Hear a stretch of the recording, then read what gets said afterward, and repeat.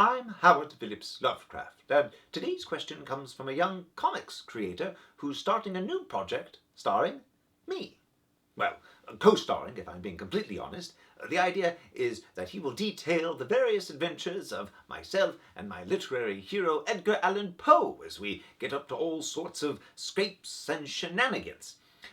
His question relates to this project. He wants to have us go up against some of my more famous monsters and creations, and he wants to know just how these various creatures can be defeated.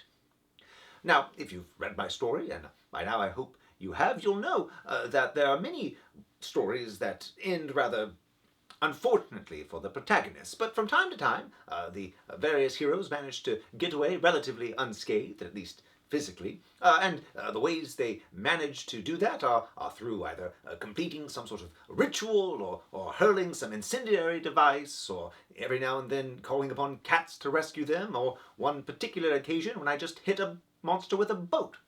But really, you can do whatever you like. There's nothing that's set in stone that says that there are only certain ways to defeat these creatures. August Derleth once rather famously dropped a nuclear bomb on one of my monsters because, well, that's just the sort of person he was. You see, I've always welcomed people to rummage through my toy box and play with my monsters, do with them what they will.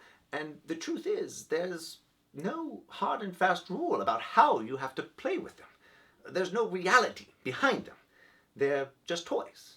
They're there to evoke a sense of fear, a sense of size and scope as to how the cosmos relates to us, and so there's no real must-dos when it comes to these monsters. I mean, if you absolutely have to know just how many hit points a Shoggoth has, you can refer to one of these books, 63. But other than that, you can just make it up as you go along. That's what I did. What I would genuinely encourage you to do, however, is as you play with my toys, think about why.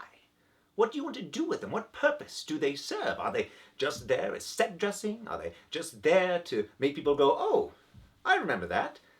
When I created these monsters, I was trying to speak to something larger than ourselves. My monsters were meant to represent the forces at work in the universe that are beyond our understanding, that show just how insignificant we are.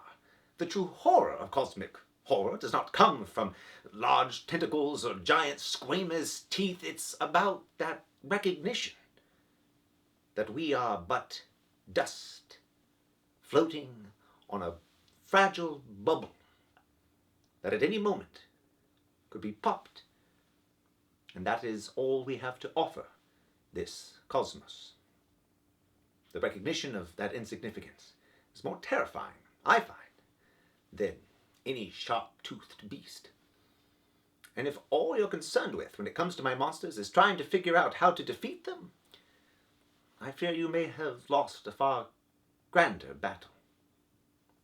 So good luck to you.